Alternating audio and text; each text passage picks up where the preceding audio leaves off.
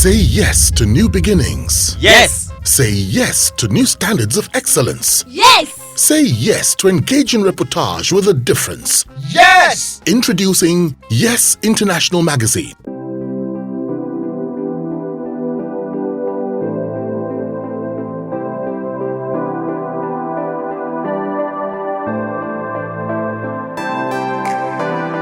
Good evening, everyone, and welcome to another edition of our Instagram Live session. My name, like I always say, has not changed.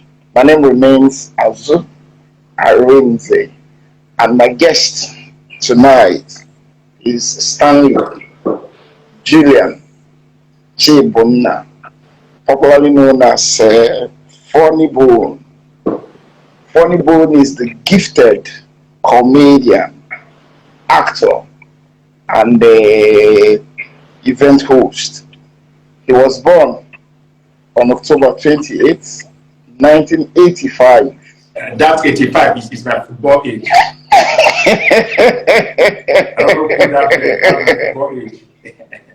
All right. Funnybone was born in Kaduna State, or he's from Anambra State.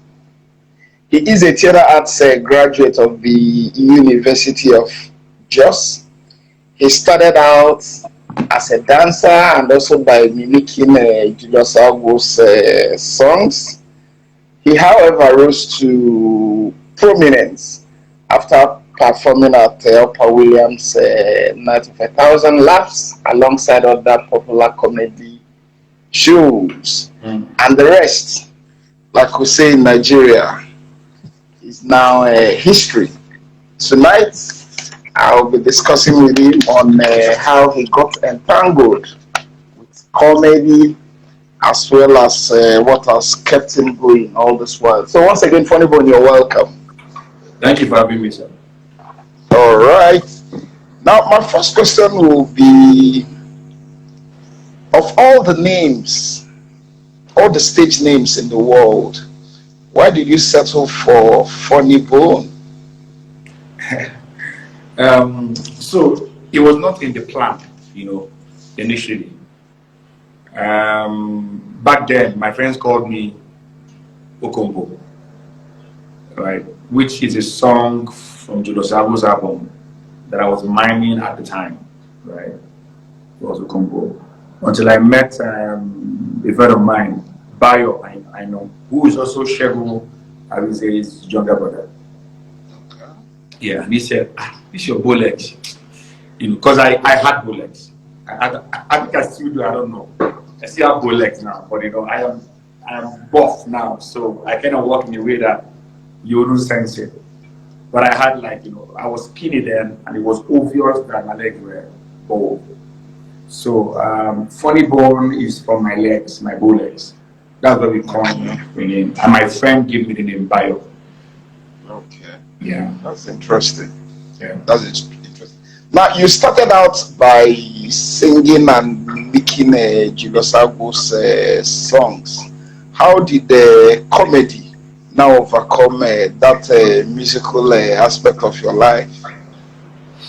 Okay, so comedy has always been there from day one, but there was no space to showcase that part of me for people to see, at the time. Because at the time, there were not too many comedic platforms to showcase your talent. It was only Upper Williams' show at the time. So if you miss one for that year, you wait for the next year to come show yourself. So dancing and miming was like the easiest thing I could do at the time, because I could do that anywhere without being stressed. So I started dancing and miming from church. And I came in contact with Julius and his works. I jumped on it and I met him, so that flow, made it easier for me to find a base before my comedic thing could, fly. I also tried acting at the time, Nollywood back then. I know I featured in some early films at the time. I worked with Ifani Onyabo in Jos at the time. Okay. After school hours, we shot Scouts, just a few, but then we did what they call wakapas. You know what you wakapas? Okay. Like, they can have a scene in a restaurant and your hand, they will take the clothes off from your shoulder. And you tell your mother, you see that shoulder in that film, that's my shoulder. I was there. So I tried acting at the time too. I tried, but dancing and miming gave me a platform to let people see me. So when I got their attention, comedy, now popped up, and I jumped on it. But comedy has been my first love from day one.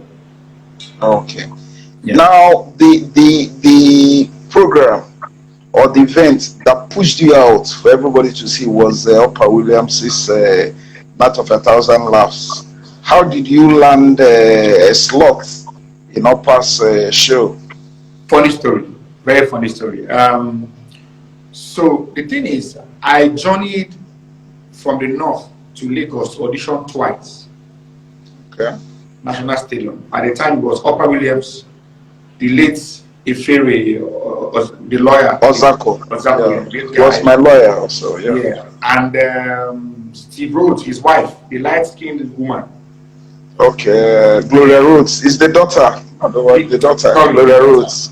So you need to crack for them to laugh before you get a slot to perform at the big stage at the time. So I tried, that twice.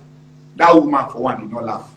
Though she laughed afterwards. So, when I became Funnybone, she laughed to my jokes. So I went back and that didn't work. So they had this slot to perform in Abuja.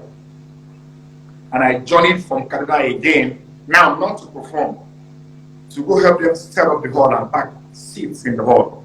Since I was not allowed to perform, I was okay with helping, set up the hall, get my 500, get my 1,000 naira, and I was happy with it.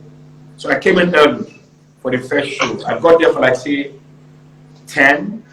And then it was the Ladi Party Hall, yes. So I got there at, say, about 10 a.m.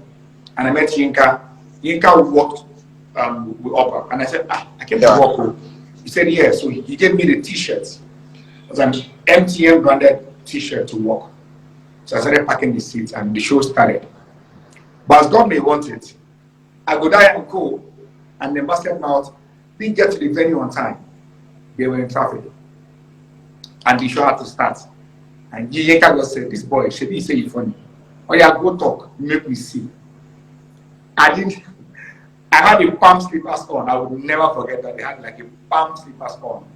And the first show, and I blew their minds. And they said I should wait and perform for the second show again. I performed again, and I blew their minds. Yeah, and that was how Oprah said, this boy is good, though. People like say we're going to use him. And that was how I continued, playing the show at the time. Interesting. Yes. Now, how would you say performing at Oprah Williams' show has affected your life and rubbed off on your career? It was a big step for me, right?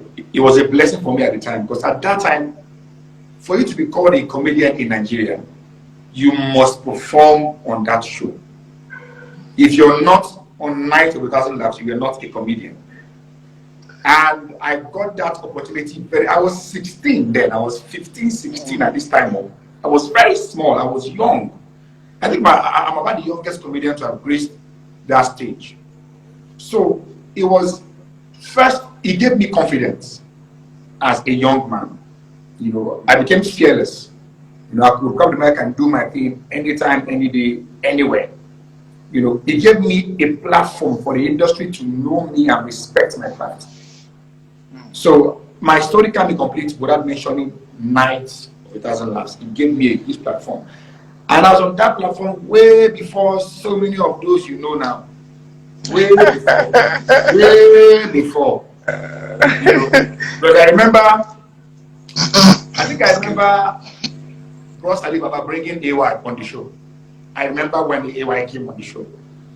I remember when Godons came on the show. Like I remember when, because I was there. Okay, interesting. Yeah. Interesting.